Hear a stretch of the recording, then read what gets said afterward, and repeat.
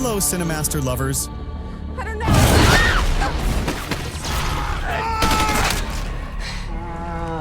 Yeah. Oh, this up, girls.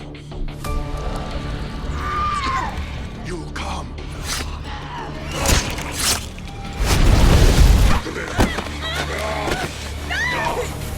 Welcome back. I hope you're ready for an exciting experience because we've got something special for you today. Get comfortable, grab your snacks, and let's dive right into the action. Sit back, relax, and enjoy the show. Let's get started. At the second part, we learned that Doug and his companions escaped the area and reported the incident to the army. 2 weeks later, the army sent a few scientists to confirm the presence of cannibals. These scientists set traps and placed mannequins dressed as officers in the mines in the area. The mission was overseen by 3 individuals, Dr. Wilson, Dr. Foster, and a technician named Han. Dr. Foster monitored the traps using thermal cameras. Suddenly, the cameras went offline, and Han was instructed to check the wires. Han discovered that a branch had bitten into and damaged the wires, meaning they needed supplies as they didn't have enough tools to fix them. Dr. Foster decided to call for support to send army reinforcements with specialized equipment. Meanwhile, Nelson stood on the mountain with his equipment and was informed of the malfunction, so he descended to find a solution. On his way down, he encountered a cannibal eating Han's corpse. Strangely, the cannibal asked him to leave without causing trouble, but another cannibal appeared from behind and killed him. Dr. Foster also disappeared without a trace. Elsewhere, we see the army preparing to head to Sector 16, where the cannibals reside. Commander Jeff is the one leading this team. The soldiers arrive at the area and are surprised to find no sign of any scientist in the location. They try to contact their leaders to inform them that the scientists are not there, but there's no network in the area. While they're standing and talking, they notice someone signaling with a mirror from the mountain. They understand that it's the scientist Foster and believe he's asking for help. Commander Jeff tells them they will climb the mountain to figure out who's making the signal. A soldier named Napoleon says, "Where are we climbing to, sir? This area is dangerous." Jeff responds, "Stop being so stiff. As punishment, you'll stay here standing on one leg." So Napoleon stands there as ordered. And Jeff also tells Jason to stay at the camp to inform them if any of the scientists arrive. The soldiers start climbing the mountain, and along the way, one of them, Mickey, falls into a trap. The soldiers rescue him, but they are shocked by how deep the hole is. Unfortunately, Mickey's leg is broken, and he can't continue with them. Commander Jeff orders him to return to the camp for medical supplies. Meanwhile, Napoleon, who was standing guard, feels the urge to use the bathroom. While he's there, something grabs his leg, injuring it. He quickly puts on his pants and tells Jason. Then she notices someone emerging from the bathroom. It's the missing scientist, Foster. He tells them that there are cannibals on the mountain and that they must leave immediately. The group is shocked, realizing the soldiers are in danger. Unfortunately, Foster dies in front of them. Napoleon tries to contact the rest of the troops to warn them about the danger, but suddenly he hears a loud noise and discovers their vehicle is on fire. Jason decides to climb the mountain to warn the soldiers. Suddenly, one of the cannibals attacks her and tries to kill her, but luckily Mickey arrives and shoots the attacker in the shoulder. However, the bullet doesn't affect him, and he escapes. Mickey, whose leg was broken and had been sent back to the camp, had returned. While he's talking to the group, one of the cannibals grabs him by the leg and tries to drag him into the mountain. The group tries to save him, but the attacker is stronger and pulls him inside. Meanwhile, the soldiers reach the top of the mountain but find no trace of anyone. Commander Jeff decides they need to return to the camp. Just then, they see another mirror reflection from the mountain peak and decide to continue climbing to investigate. When they reach the peak, they find the scientist Nelson. Fear grips them as they realize something unnatural is happening. One of them, Missy, says she feels uneasy and suggests they return to the camp because staying there is dangerous. However, Commander Jeff insists they must continue searching the area and find out who's responsible for what happened to the scientist. The group splits into smaller teams to search the area, which makes them easy targets for the cannibals. Suddenly, one of the groups is attacked. A soldier tries to shoot the attacker, but the cannibal disappears. Commander Jeff arrives, but in the chaos, one of the soldiers mistakenly shoots and kills him out of fear. The soldiers are shocked, and the situation worsens. In this tragic moment, Napoleon and Jason arrive and agree that they must leave the area immediately. A soldier named Dalmer decides to take the commander's body down the mountain to bury him. Napoleon secures the rope for Dalmer, who starts descending with the body. Suddenly, the rope snaps, and Dalmer falls to his death. The group blames Napoleon for tying the rope incorrectly, but they later discover that the rope was deliberately cut. Fear and tension rise among the group as they argue. Unsure who is targeting them and why, they decide to descend the mountain without ropes, sticking close together to avoid further incidents. They come up with a plan to kill the cannibals. Jason and Missy lure one of the cannibals into a trap and kill him. Later, Missy leaves the group to relieve herself, but she's attacked and kidnapped by another cannibal. The soldiers hear her screams and see her being dragged into a cave. They follow her, but one soldier, Stam, decides to leave the group out of fear. As Stam walks away alone, he hears strange noises and becomes terrified. Meanwhile, the group continues through a tunnel and finds an opening in the mountain. From there, they see a body below and realize that the person who cut the rope was standing in their current location. They re-enter the cave to search for the cannibals. Stam, trying to descend the mountain faster, reaches the same opening. Unfortunately, a cannibal finds him, cuts off his hand, hand, uses it to wave mockingly, and then pushes him off the mountain to his death. Missy, meanwhile, struggles to escape as a cannibal tries to assault her to increase their numbers. The soldiers hear her screams and head toward the sound, only to encounter a blind, elderly cannibal who doesn't notice them. They quietly move past him but encounter another cannibal who turns out to be peaceful and helps them navigate through an area filled with human remains. Mark, one of the soldiers, becomes enraged upon seeing the bodies of his comrades. The group continues toward the exit but finds a locked door blocking their way. Napoleon insists they must return to rescue Missy before anything happens to her. Mark disagrees, pointing out the many corpses around them. Ignoring him, the group goes back for Missy while Mark searches for another way out. He finds a box of dynamite, hoping to blow open the locked door. However, the dynamite accidentally detonates, killing him and destroying the door. They kept walking until they reach the room where she is, but they find a cannibal with her. At that moment, they agree on a plan to keep the cannibal away from the room. They put a phone in a far place and play a video at a high volume. They actually carry out the plan, and this person hears the sound of the phone and heads towards it. They enter to Missy, who is collapsing, and they tell her, "Don't be afraid, we will get you out." From here, and suddenly, leader of the cannibals appears, intent on killing Napoleon. A fierce fight ensues. The problem is that Napoleon is weak in front of this person because he is very strong. Thank God he is able to kill him. He is the last one to eat human flesh. After that, they take Missy and quickly go up the mountain before anyone else comes. Thank God they got out safely, but we are surprised that there is another person watching them. This means that the story didn't end here. If you enjoyed the video, don't forget to subscribe to the channel and hit the notification bell to get more new videos. See you next time.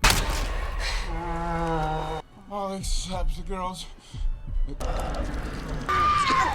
You come.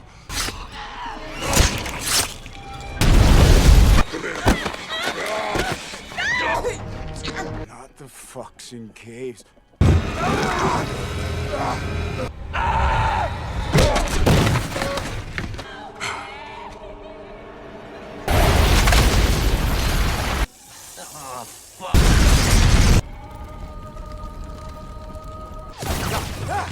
Come on, Greg! American #1, bitch!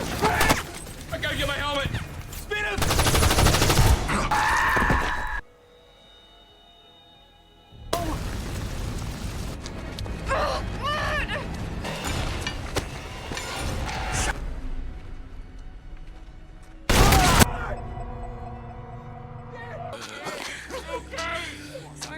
Lead can't fix. Lead? What happened? Just hang on, sir.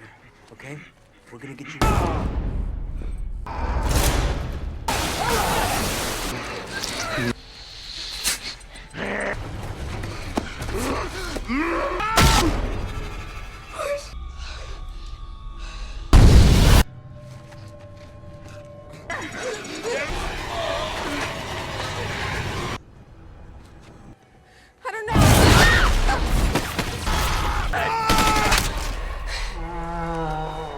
All except the girls. You come.